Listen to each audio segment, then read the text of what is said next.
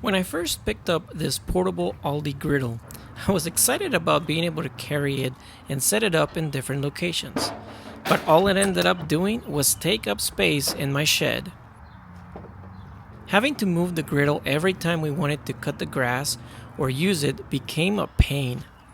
So I decided to build a cart to give it a permanent home. Using some designs I found on Etsy for inspiration, I started figuring out the ideal height for the cart. I set the griddle on a table to test it, but realized that wasn't going to be tall enough.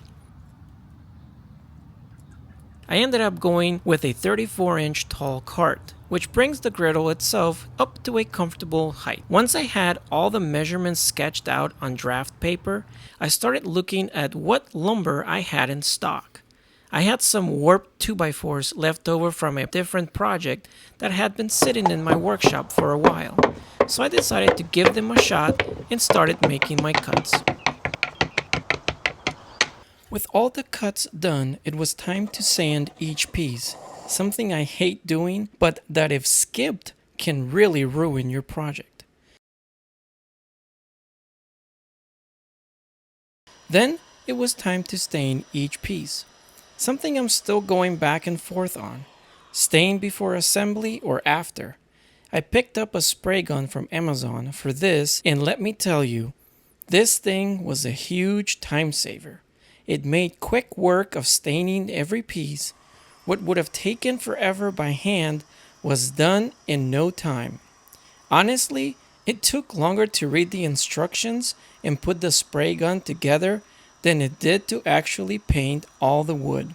Another new technique I wanted to try was plugging my screw holes, both the pocket holes and the ones left from the screws holding the slats in place. I found a great resource online covering the best methods for plugging holes, and I went with the make your own plugs method. I also learned that a drill press gives you far cleaner plugs than doing it freehand. And I learned the hard way that I should have put a piece of paper or something under the flush cut saw before trimming the plugs.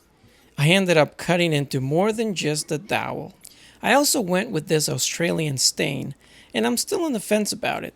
My wife's not a fan of the color, and honestly, I'm torn too. Part of me thinks it looks kind of cool, but part of me agrees with her. It's not the most fun looking color. What do y'all think? Love it or hate it? Overall, I'm really happy with how this build turned out. I love how the dowel plugs fill in the screw holes and how sturdy the cart ended up being. Now I don't have to steal space on my grill just to hold my griddle.